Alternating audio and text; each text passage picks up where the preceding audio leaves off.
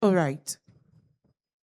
Before we go to the audience, I want to ask this question that people always ask. I'm a young person, just like every other person here, but I'll come to, like I said, the great man, and I'll leave it at that. I'll come to him and I'll ask him, you've been into business for years.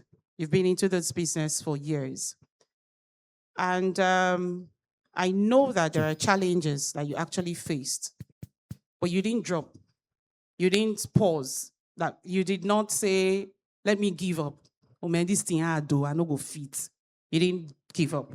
Sure. What inspired your movement? Okay. Good afternoon, everyone. My name is Tunde Bello. I've been in business for 26 years. Can they know your kind of business? Thank you. Okay. I run a tax, accounting, bookkeepers, and financial advisory firm.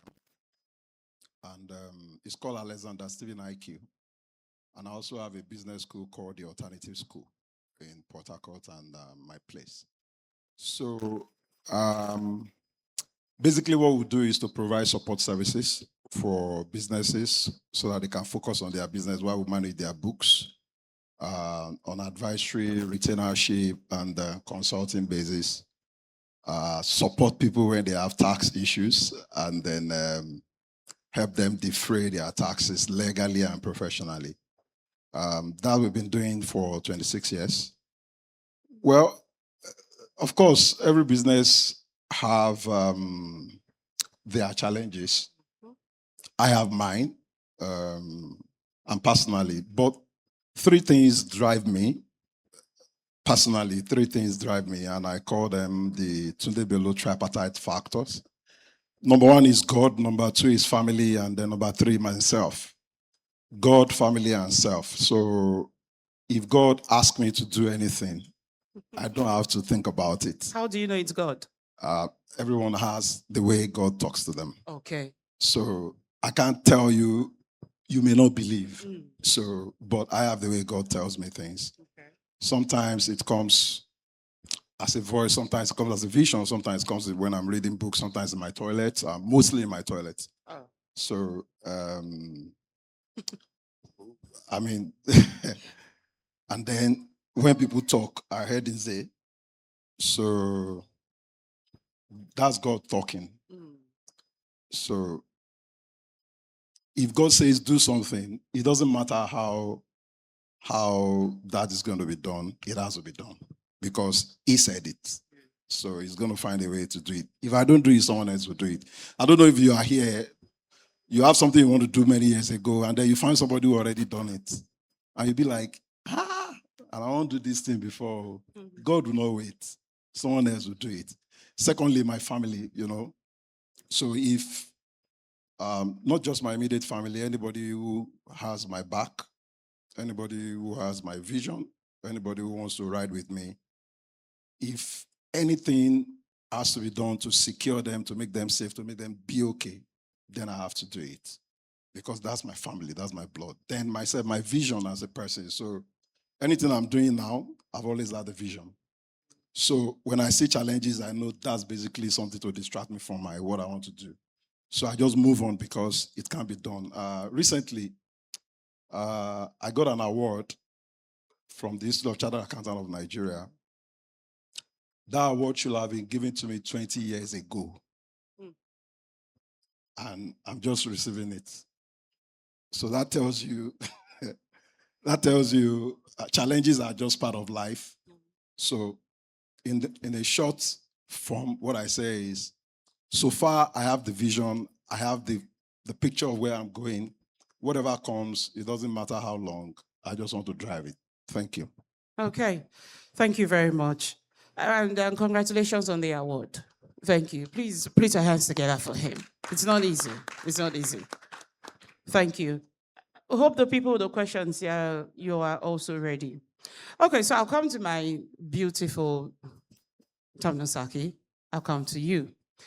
In our world, in a space, you always will find it, or will I say we'll find it?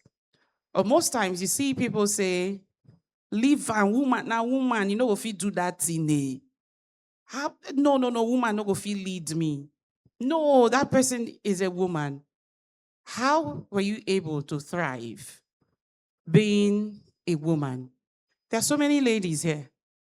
There are some persons that have some kind of experiences that they wouldn't want to share outside, but they face these kinds of challenges. How do you push through them? Okay, so firstly, I'll introduce myself. Oh, yes, please. Yes. So my name is Tamnosa Kiramabo, and I'm the business director of HOP Services Limited. HOP Services is a hospitality management and consulting business. We've been doing this for 15 years. I'm sure in a very quiet way because I'm very reserved. But let me go to the question that you just asked. Um, I would say one, it's a battle. I won't even try to downplay it.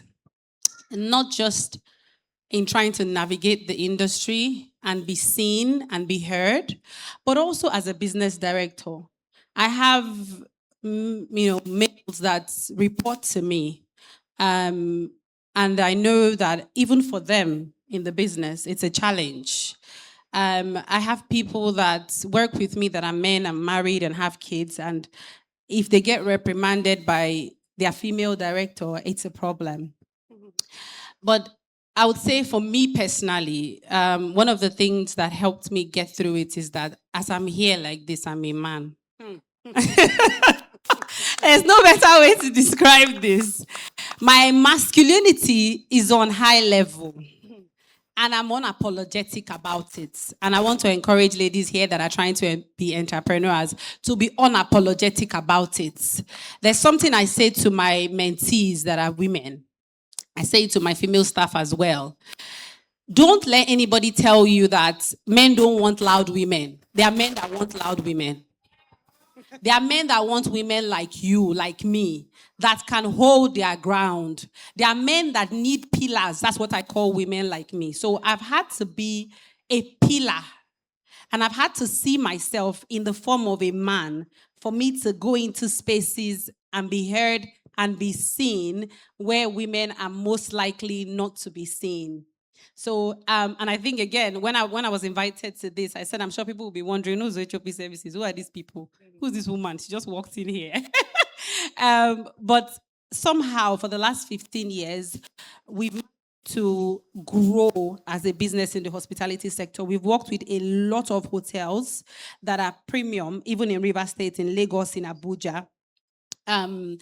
Most times, most of those jobs come from recommendations of the work that we've already done. So for me, I make sure that as a woman, I do it 2-3 times better than anybody else will do it, so that there is no question as to my performance because I'm female. Oh, okay. So, yes, thank you very much. Talking about hospitality, I would want to know what do you advise someone that is starting out in hospitality? Okay, so first of all, I would say, why? Know why you want to do this, why you want to be in hospitality. Do you have the passion for it? Because hospitality as an industry, for me, I would describe it in one word: it's a service. So you have to have the passion for service for you to succeed in this sector. It cannot be because of the money that is in the industry, because there is money in the industry that is untapped. There's a lot of money in hospitality. I'll give you an example. A restaurant is a hospitality business. All of you seated here buy food every second, every minute. You're always ordering. You're putting money in a day. A restaurant that is constantly receiving orders can make over 8 million naira a day because you are ordering food. That's hospitality. So the question is, why are you doing it? Do you have the passion for it? Do you want to deliver the service? Because that's the only way it will be sustainable to start with. So I would say that's the starting point if you want to get into that industry, you want to get into that business. Because once you have the passion and you're ready for the service, you will continue to push yourself to do better than you did the previous time. And you would also be able to stay up to date with the fast growing industry that is hospitality. Thank you. I would come back to you. But let me get to Mr. Nze. What do you think about someone that wants to borrow money to start a short-led business? Well, borrowing of money to put in business is not a bad idea. But for you to go into a business with a borrowed capital, you must be somebody that understands the sector you're going into. Because business is about risk. You might have everything planned out, and you go in, it's not the way you expected due to certain circumstances. So for you to borrow money, I always advise, first of all, build yourself to the point that even what you're borrowing, you know comfortably you can pay the person back from your pocket if the thing does not go according to plan. But an idea that depends on borrowing to succeed is not yet an idea. Any idea that requires you to say, I want to start this business, give me money, let me start this business and all that, that is not an idea. An idea, first of all, comes into your head, and the finances comes just somewhere, what we call start little. The moment you're able to pick that and build that, because for instance, if I want to borrow you money today to start a business, the first question I'll ask you, are you in that business? And the moment you answer me, yes, you're in that business, and I'll ask you, how far have you gone? How well are you doing? How much have you put in? How much have you made? Those are the questions that will help me have a clearer understanding to know whether you know what you're really getting yourself involved in. The moment you're not able to give me an answer that is well organized and shows that you understand what you're doing, I don't think I want to put my money at that risk. So it is important for you before you go out and borrow, because I see people at times, they walk up to you and say, I have a proposal. I just need some more money to start. And the question I ask you, have you done this thing before? You say no.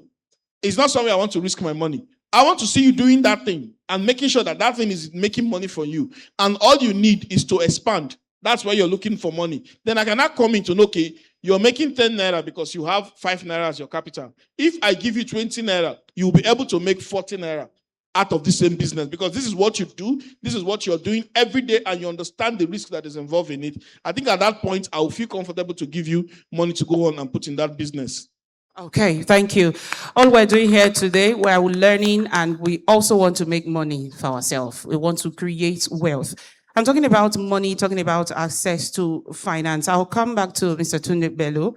How do young people, because we have lots of young persons here, you see, we are all young people. How do young people raise capital? Okay. Raising money is tough. Very tough. Very, very tough. That's why when he said you want to borrow money to start business, I've heard people say Nigerian banks don't give money. True or false? Well, it's false. I can sit down here now and borrow money. Don't you think it's because of your level? Exactly. So I can sit down here now and borrow money. Before you borrow money or before you have access to finance, there must be proven track records. Uche and the rest will say there's validation. There's product validation. So when you're talking about how to have access to finance, there are different types of finance. So let me say something here now. Let's say you're making food. You're selling food, just like you said. And then you need money. The question is, what do you need money for? So if that question is not answered before you start needing money, there are 2 strategic financial decisions everybody must make. Every organization, 2 strategic financial decisions. Number 1 is the investing decision. And number 2 is the financing decisions. Now, when we talk about investing decisions, it's just like, I want to become a doctor. That's the investing decision. What do you need? Then the next thing is, how do I finance what I need? Then where do I get the money for? Because for every form of funds, for every form of finance, there is cost to it. If you want to get money from your family, there is a cost associated to it. If you want to get money from your friends, there is a cost associated to it. If you want to get money from the banks, there is cost associated to it because nobody gives you money except they just love you. So, and money given as a result of love is probably going to be emotional. So, the banks won't give you money because of love, because that money is not their money. They got it from everybody who have come to deposit that money. And the only way banks make money is to give out that money. Banks don't keep money. We need to understand that. So banks, if they keep money, they are losing. So they are looking for who to give the money to at a rate higher than the rate that they will give the person who brought the money to them. So if you're willing, ready, and have verifiable evidences that you can pay that cost, they will give you the money. They just need documentation. So for young people, if you have a product or you have an idea that's been validated, people say, I have people on my waiting list. What that means is that people who are ready to pay for that service or for that product. Let's say if you go to Evo Road now, you see Cripps apartment, you have 20 units of 3-bedroom flats. People have already paid for it. So they are using that money to build the apartment because people are willing to buy it. So if you are looking for money, you have to look for money in the right place. If your product is still at a place where you're testing it, you probably ask your friend, your family, your church people, If you are building something solid that people need to part money for, then you have to go a bit further to maybe angel investors. We say we should bootstrap, find money that you have saved yourself. That's why they ask you. There's something we call a pecking order. Pecking order is the order in which you use the money you have first before you come outside to ask for money. So anybody that is willing to give you money must first have the evidence that you have it. So there is money everywhere. You can ask me to borrow you money to the level of which I am willing to give. So there is money with me. There is money with her. There is money with him. But if you need more than that at that level, then you have to go to where you have to borrow it. If you need money to buy equipment, for example, there's Bank of Industry, because they specialize in manufacturing equipment, particularly locally made one, or the ones that you have original equipment manufacturer representative. They will always give you. If you go to Smedan, they will always give you money. So far, you have the evidence. With your cash flow projections, they can always do that. Thank you very much. Thank you very much.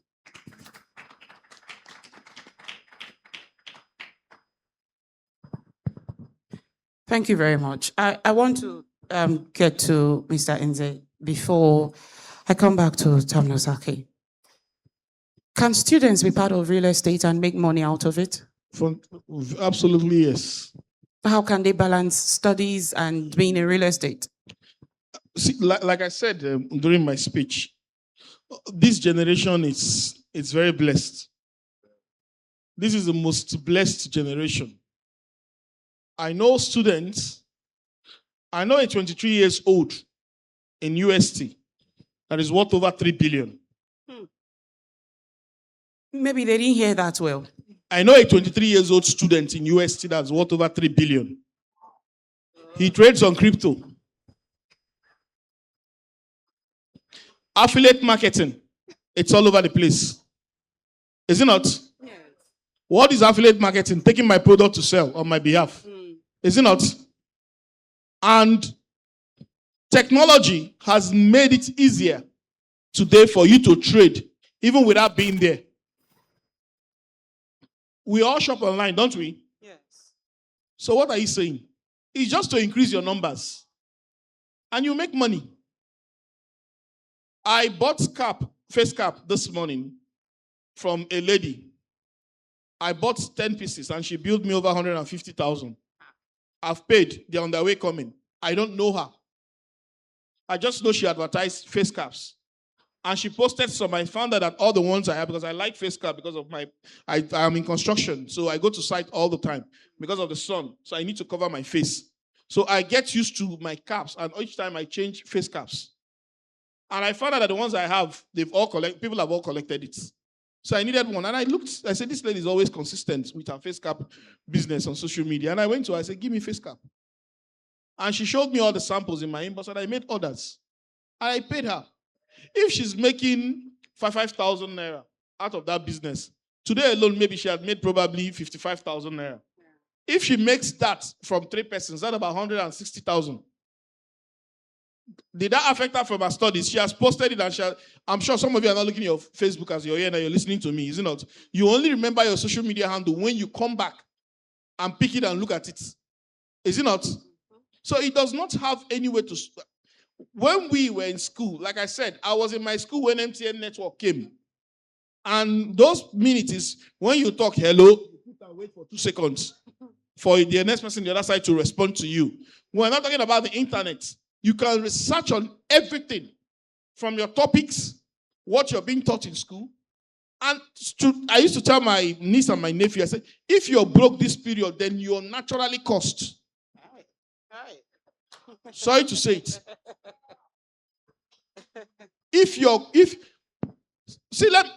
I start breaking business ideas down, do you know there are some roommates, some people in your hostel that cannot cook? Mm-hmm. They cannot cook. And some of you are fantastic cooks. You can cook soup for them. You can cook lunch pack and put it on your status and say, I have lunch pack for sale. But what will be doing you maybe out of arrogancy and pride, or you don't want to start little. So, like Dr. Bello said, there are money all over the place. But how prepared are you to even assess that? I'm meeting him for the first time.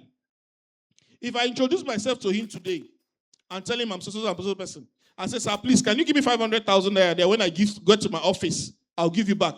The only reason why he will not give me, maybe he doesn't have it physically here, but he will not doubt my personality. Yeah. Do you know why he will not doubt my personality? Because I've built myself to that point where I can assess that. Maybe that 500,000 naira I'm asking for him here, I want to use it and order for cement somewhere. But he can just look at this Cribs apartment, he will not run. Okay, give me back later. Because I've built myself to that point. So you are blessed in this generation. This is the easiest. If you don't see it, I see it every day. If you don't see it, I see it every day. I have a girl in Uniport. She just graduated. She's a speech writer. She's studying, is it mass communication or I don't know, one of those courses. She's a good speech writer. She writes speech. So if you want to discuss on the topic, just send her what you want on a voice note. She will prepare a speech for you. Each of those speeches charge 45,000 naira. I have another one that graduated from UST. He writes proposal. Initially, when I didn't have somebody in my company that was doing, I was contracting it to him because I didn't have the time to start sitting down to write proposal. I give it out to him. I said, prepare me this proposal. This. I'll just give you a summary of it. He will go and prepare it. Areas I have issues, I will invite him to the office. We will not correct it. When we finish correcting, I'll print out my proposal. He's a student. So you now come and sit and tell me, can I do this? Because you have all the time in the world. Technology has made studies easy. Your lecturer can be teaching, you're recording him. There are apps these days that can take summary of a lecture. When you go home, you read it and get the key points. Nobody expects you to come and interpret the same thing the lecturer has said, is it not? Get the key points and put it there, and you pass your exam, and you move on to the next phase. So it is easier to combine my profession and what you're doing. I've got marketers that ends in millions. My marketing manager, I didn't even know when I employed him, he just graduated. It was only when he was passing out from NYC. I said, wait a minute. He said, yes, sir. But he's rich. He's the developer. No, I'm the developer. There are still girls in my offices that are marketers. They're in school. The guy that handles our graphics in the office, maybe I forgot. I didn't know. I brought all of them. He's a student. He handles our social media and all our video capturing and all that. He goes to school in the morning. Around 2, he comes back. And I gave him time to take his time and study. I said, okay, what you will do, come back, take all your shots you need to shoot for the week. Go back home, edit it, then you can go back to your study. Then he comes to work 3 times a week. And if I tell you how much he earns, you won't believe it. 10 years ago, there was no opportunity like this. People are looking for videographers around. And you're good with recording things with your phone. People are looking for videographers. Over the weekend, rich men are going for occasion. They need somebody that will take phone and record them because feasibility is a new currency. I hope you know that. Yes. Feasibility is a new currency. People want to see you. The reason why you see Tony Olumelu showing you all those videos, he's not showing up. He's trying to give you confidence that your money in UBA is safe. And he's meeting all the head of states that you can think of to know that UBA is a very strong bank. They are dealing with presidents. And he has a videographer that takes up to $14,000 a month. And during the weekend, you're somewhere raising your leg up. When someone says, "Chook me word, tell me something, make a hair." Whereas you can meet some of the people and say, "I can do this." Over the weekend, so if you're going, you and your friend, I can come and record you. CapCut is free. You can edit those videos and make money from it. And you say your generation is not blessed. Haba. Except you're naturally cursed or lazy. Thank you very much. Thank you. I see that Dr. Bello wants to say something, he wants to add to it. Then I would come to the audience. The people with questions, please get ready after Dr. Bello. Well, I'm not a doctor, so there's Incoming. there's a new law now. Yes, so it ban honorary degree. Don't answer doctor. I'm not even a graduate. So, no, seriously, I'm not even a graduate. And I need to make that note to you people. How have you been surviving? I'm here now. Did you not invite me as a special No, we guest? did. We just want to encourage other people. Yeah. I mean, few persons are here who know the story. I just enrolled at what was that school in Romola? CAS. Yes. CAS, Elechi Amadi Yes. Polytechnic. Just in case.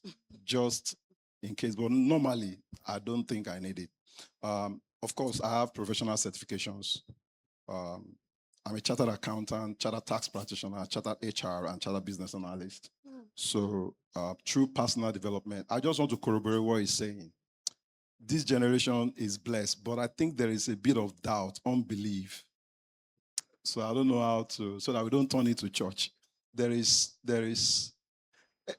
when somebody says something and there's this skepticism, you need to remove skepticism. You need to, I don't know why you are doubting that you are a blessed. Inferiority complex. I don't know. I don't know why you're doubting that you are the most blessed generation. I'm just 50. I'm going to be 52, so I'm still young. So please, we can get things done. That's just what I want to say. Okay. Blessed generation, please put your hands together for yourselves. The blessed generation. Okay, so before we come back to Tamnosaki to give us just a round up, we will get your questions from the audience, please. The people that raised their hands for questions, himself, herself there.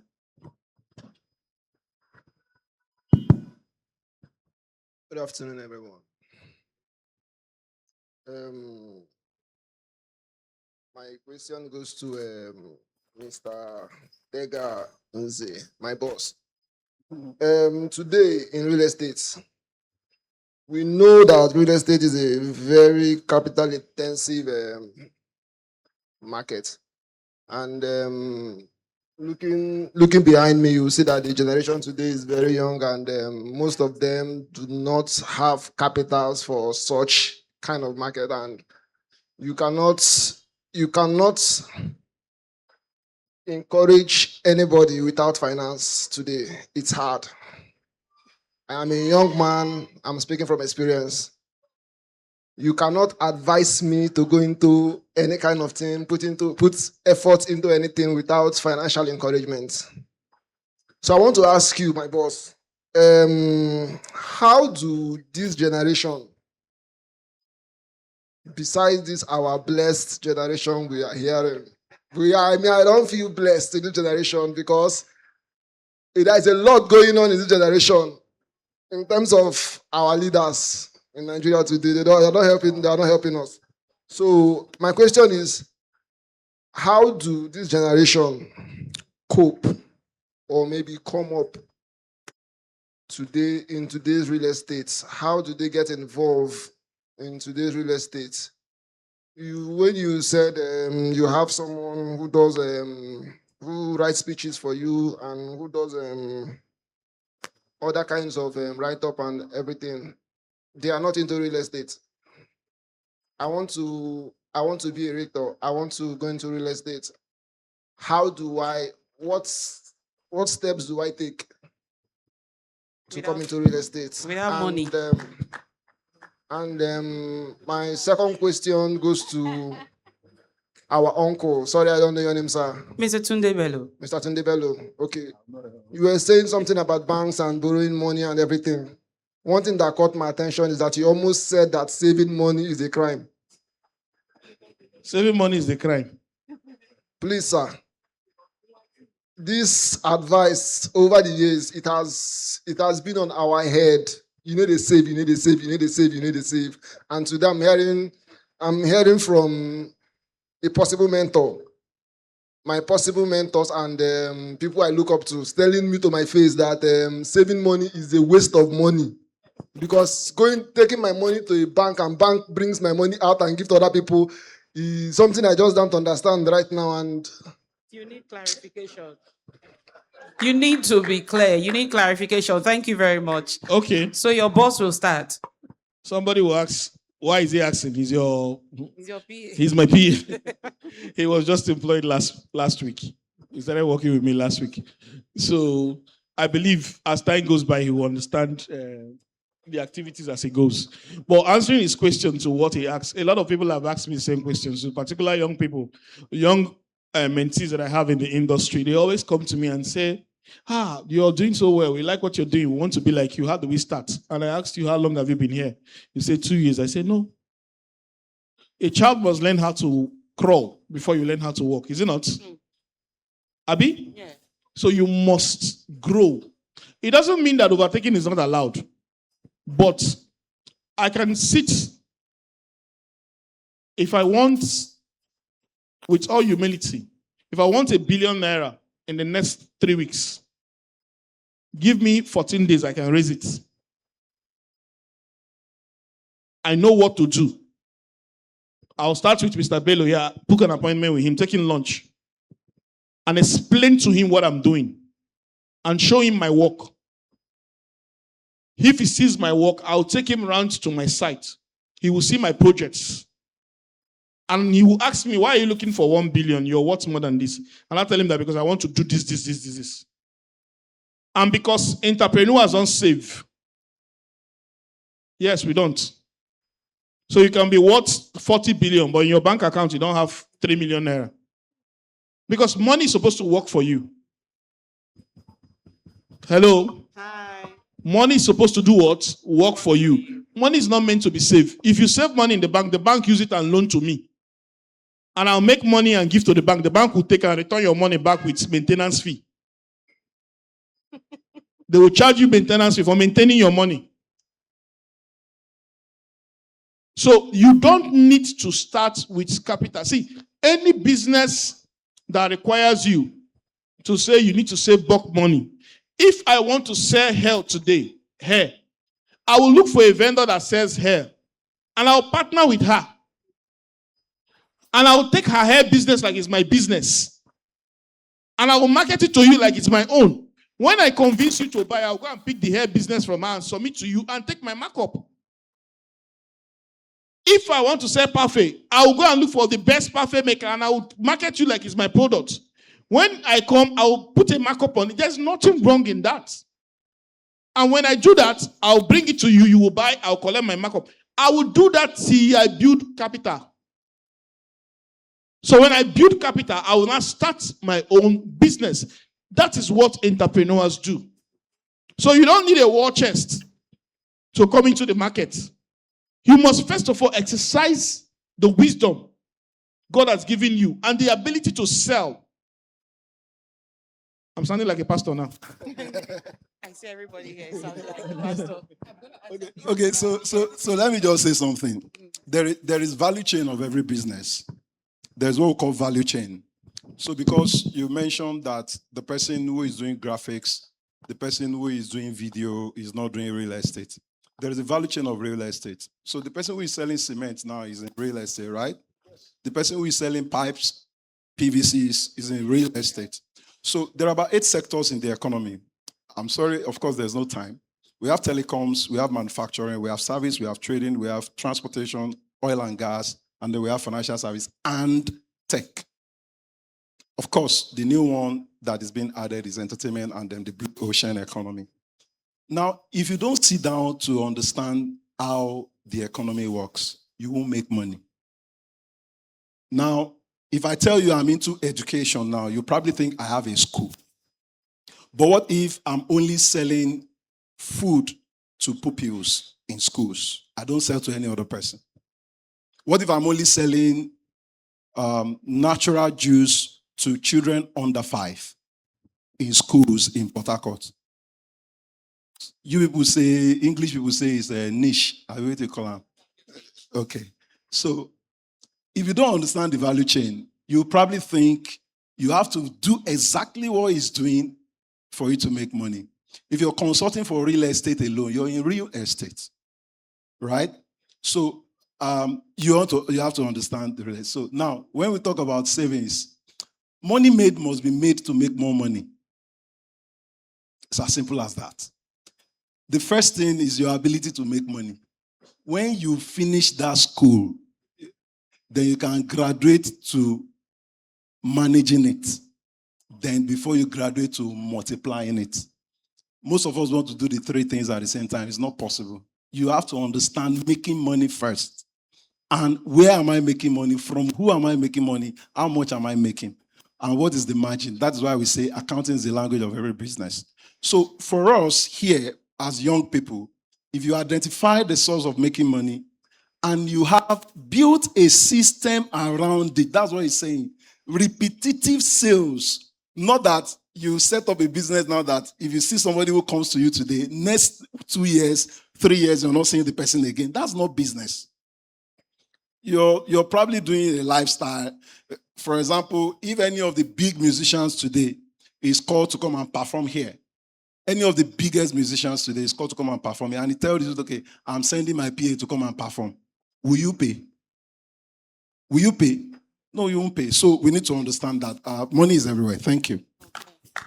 Thank you. Just to add. Okay, I just want to say something that they haven't said. Because what I heard the question was, I want to get into real estate. Say I want to do a shortlet.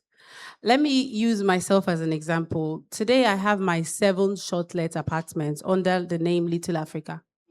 Now, when I thought of getting into real estate, what I first of all did was let the money that I have from another income work for me.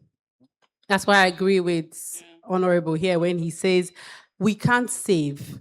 The 2 things I want to highlight is if your goal really is to get into real estate, then you need to be ready to make the sacrifice. You need to be ready to understand that you would have to tighten up.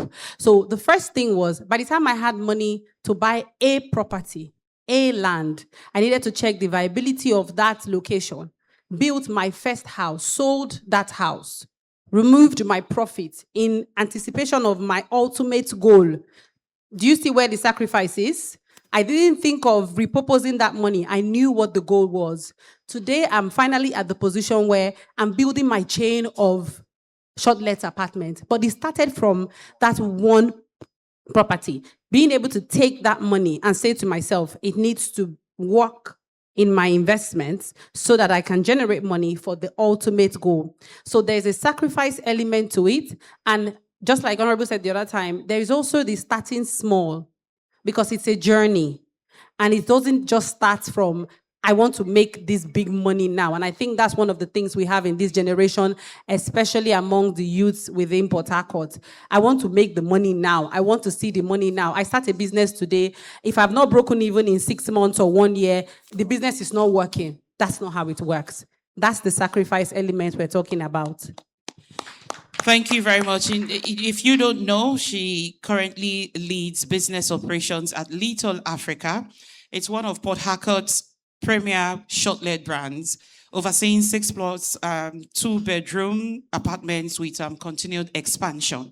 So she's also speaking out of experience. And I can see a hand here, but I 2 hands really. I really want us to, oh. Hands are coming up now. I want us to be very quick. Please, when you get the mic, straight to your questions. Please, let's not go round. Thank you very much. Who can help me? Yes, go ahead. Senior Titi, good to see you. We're in MRA together. All right, my name is Gift Omagile, and I'm a classroom teacher.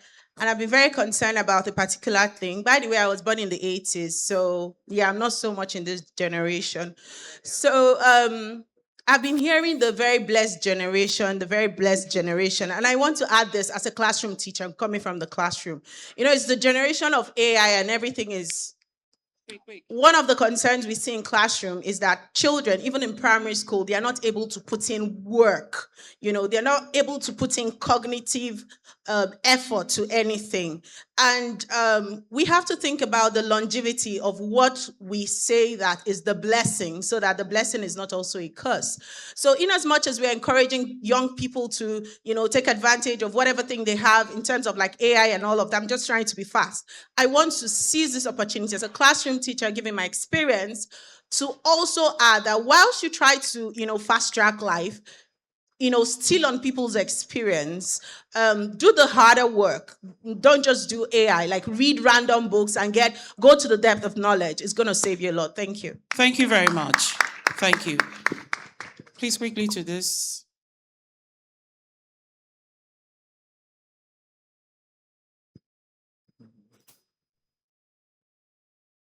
Is your voice loud? Can you speak without a mic? Good afternoon. My name is Sapientia. Okay, so I have a question. Can we have like a program like NEL Fund? You know, NEL Fund funds students. We go to school and we pay back later. Can we have a program like that funds students, give us loan for business? Then after running the business, in the course of time, we'll pay back. Can we have something like that to help us students? No. Students will get student loans. Business people will get business loans. There are nomenclatures, very, very clear. Student loan, go to FGN student loan application, go and apply for student loan. If you want to do business, apply for business loans. Thank you. Thank you. The girl behind.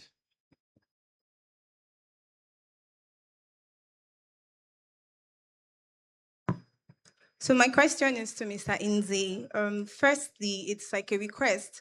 When you came in during your session, you mentioned that you had an opportunity, like an investment.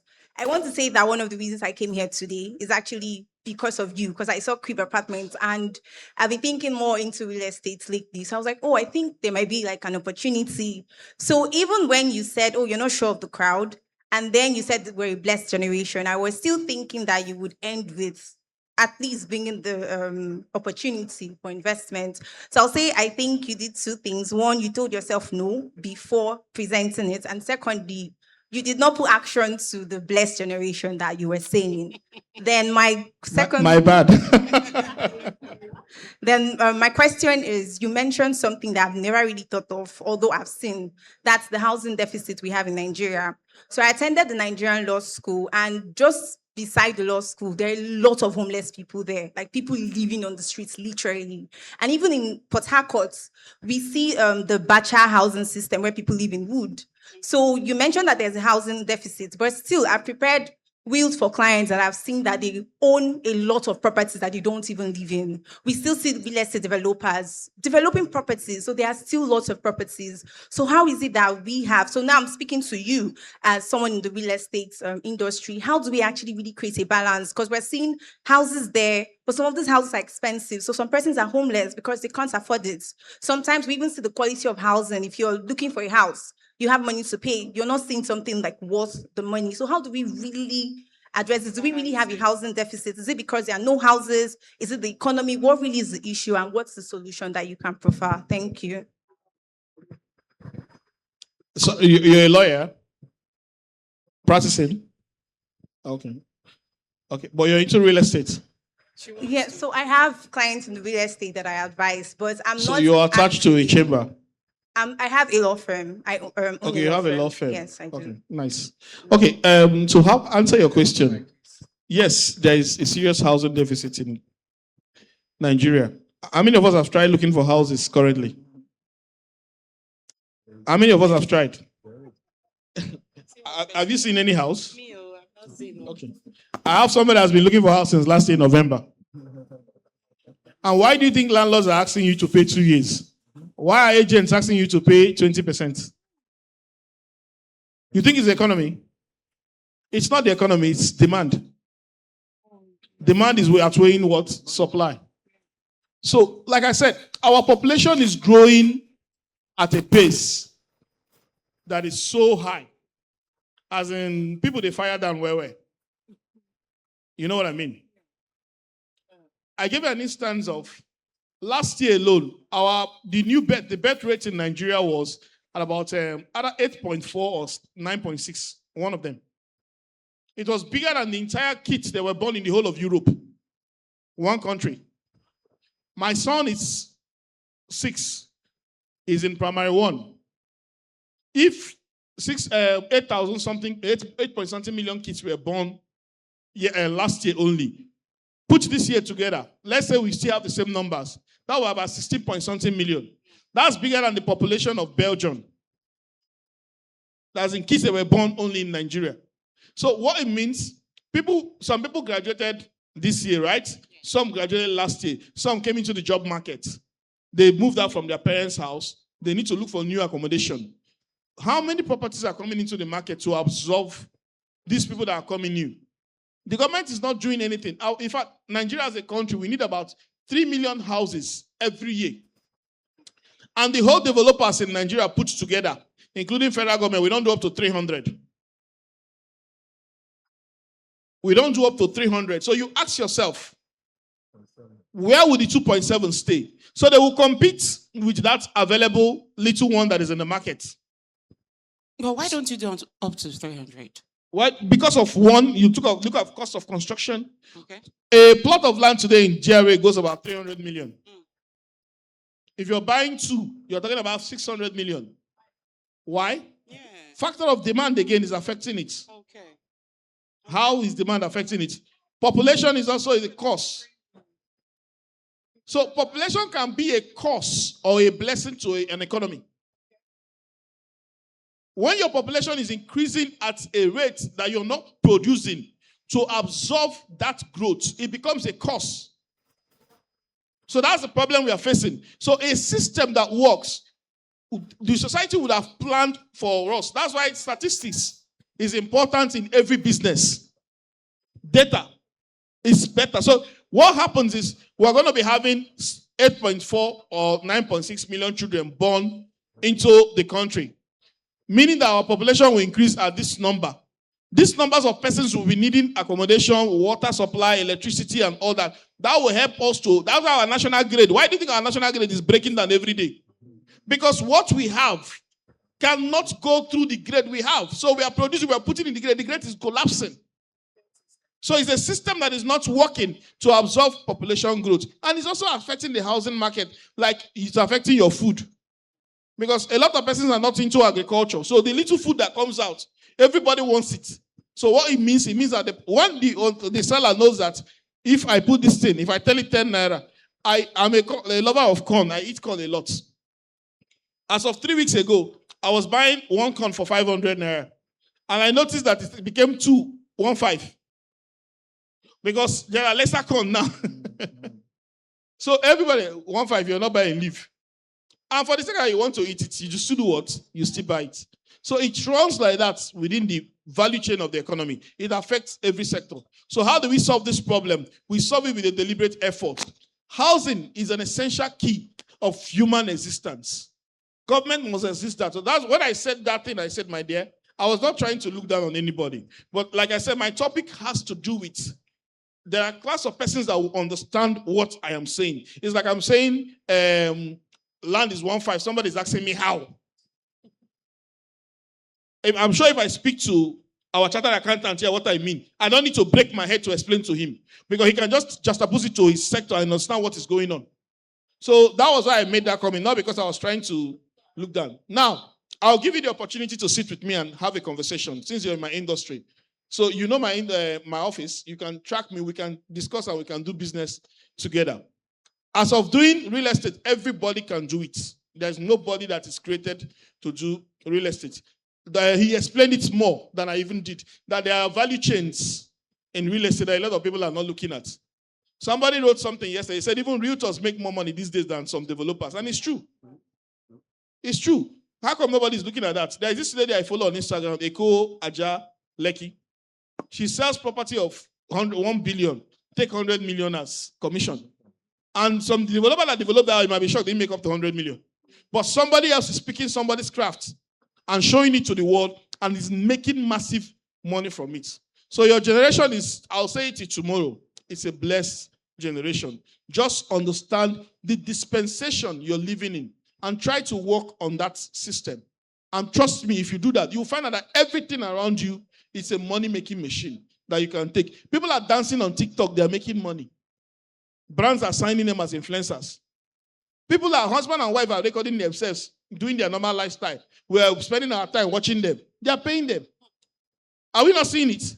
Husband and wife and children. Our siblings abroad now, some of them, that's what they do to make extra income.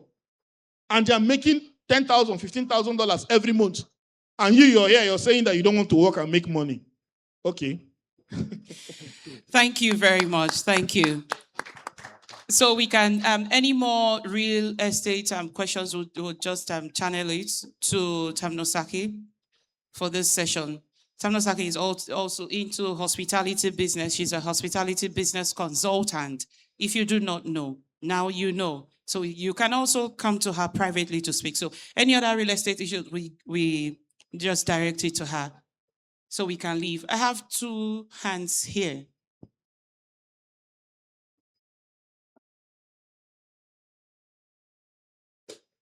Yes, the 2 ladies, Amira and the other person. Thank you. Okay, thank you very much for everything you've all said.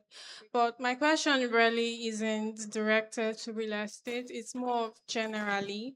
My question is about how we approach the private sector. You know, the first speaker said you do not have to wait for these big brands, etc., to approach you. You can make the first step yourself, pitch your ideas and stuff like that. So I just want you to explain how we can do these things, because there's a certain gap between where we are and where they are. So like, how do we bridge that gap? We cannot just walk into their offices. Sometimes we do not really have the information, basic information on how to approach them. So given this opportunity, I'd love to be, I don't know, I'd love you to point that out for me. Thank you very much. Okay, so I'll respond realistically. You're right, accessibility is a problem. I'm pretty sure, if not for a forum like this, it'd be difficult for you to see Mr. Inze or any other of us. So the first thing is, when you have a platform like this, and I'm using this reference because most of the people I have in my network today that have supported me down the line, I met in forums like this. So you come prepared. This is also why you are told ahead of time about who the speakers are going to be, what they do. You must take advantage of platforms like this. Another example is the lawyer that just spoke. That's an opportunity right there. She's connected with the private sector, right? Because that's why I said I want to answer realistically. I'm not going to say to you, write a proposal, go and look for them in their gate, send them an email. 90% of the time, I'm sure that I know I have a chain of businesses, but trust me, my people will tell you, if you send me an email, I won't read it. It will be somewhere. If you even text me on WhatsApp, before I read the WhatsApp message, it's a problem. Because I get tired. If I open my WhatsApp, I see so many messages. I plan to read my WhatsApp. But if you approach me now in this type of forum, I have no choice but to engage with you. If you give me your card, there will be a follow-up because it will resonate in my head. So I have to answer you realistically, because having access to people in the private sector that can actually respond to you, which is most times the CEOs, the owners of the business, which is the truth, decision makers, yes. Unless we're talking about, a very kind of big organization, not medium size, right? Which means certain directors at certain levels. I've also been empowered to make certain kinds of decisions, right? So you can even to get to them sometimes is a challenge. So accessibility is a problem. So begin to look for how you can get yourself into spaces where you can meet the people that are in the private sector that you want to meet. Coming up in my career, this is one of the things I used to do actively. I go for summits, I go for networking events. It was a thing for me. Even when I was training abroad in this sector that I'm in now, I was constantly looking for networking events to attend. Because people were coming from Nigeria, from Botswana, from Ghana. Everybody was in those rooms. So I wanted to be there and I went prepared. If I had a proposal I wanted to present, I prepared it and I made sure it entered the hand of the person or the hand of the PA that was following the person, but I spoke about it. So I think the best bet is exactly what I've just said, because being able to assess them outside a neutral space might be very difficult. Okay, I want to say that, Uche is here. We have the South Angel Network. We have the Founders Institute. We have pitching labs, incubation centers around you that you can actually not just proposals, not just ideas, but something that is valuable, something that can bring money. Because if you want to present something to someone, it must arouse that person's interest, whether financially or emotionally. You can make money from people's misfortune. You can make money from people's lifestyle. You can make money from people's needs. After somebody don't eat gari and soup finish, he wants to drink parfait. That's a lifestyle. So when you go into that space, networking sessions, studying the environment that you are, then you can do all of that. So I want to advise you, if you have a ready-made idea or an idea you're building that you need to prove it, then go into those sessions, angel network sessions, networks, and be there for the reason why you want to be there. Thank you. Hello, everyone. Good afternoon. My name is Mary Jane. Your name is what? Mary Jane. Okay, my question is, for instance, when you came up, you wanted to say something about investment, and then you said 3 million. Then you said if the people you are speaking to, like we are the younger generations, that assuming you knew, you would have prepared something different. I don't know. I am like, from what you said, I am thinking maybe you wanted to say something about investment, but when you saw that, okay, the people that are here, they are, they are not so much, or you didn't speak about that again. But I am interested in the first part. You never know. When you start training a child, ABCD, you train him. A is for apple, and B is for. So I was not really looking down on. Don't get me twisted. I said the organizers of the program. If you watch, maybe I've slightly deviated from talking real estate, right? And I'm talking about general life issues, and because apart from being a real estate developer, I'm an entrepreneur. There's nothing I can say. I just started a new business. I started bringing cars out of the country to sell. And I brought in a 3-container load of cars. I sold them in 3 days. What helped me to do that was as in my background of being an entrepreneur and understanding business and all that. So I was not trying to. I only said that the topic that was given to me to discuss, I didn't think the audience matches the discussion, because the discussion is very deep. And if you notice, I just picked some highlights and highlighted that. For a program like this, there are issues I feel that could fit the population, the audience that are here. Because listening to people's questions and looking at the generations that are here, everybody wants to start something. She said something here, which is very key. And I was going to add to that, but I said, okay, if I come up, I'll say it to you. He said, what helped her in life was attending programs like this. And I want you to put your hand together for yourself today for being here. Please. You could have been anywhere and get this than being here to get this information. Even Bible said, faith do what? Faith cometh by what? So if you're here today picking words from here and you make it part of you, you build yourself. 20 years ago, she was hearing this. And it has helped her to build herself to the point she is today. And you're seated here today, young person, listening to some of these things. These things are not mirage. They are reality. These are things that will play out in your life in the next 10 years. Who you will be in the next 10 years, part of this can also shape you to become that person. So when I talked about investment, I was not looking at, for instance, you're asking me for investment.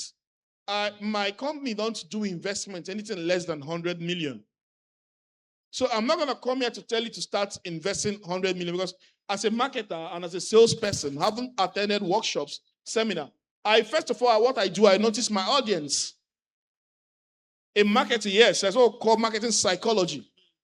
You must understand the person's body language, understand who you're talking to. Do a research about the person you're talking to, right?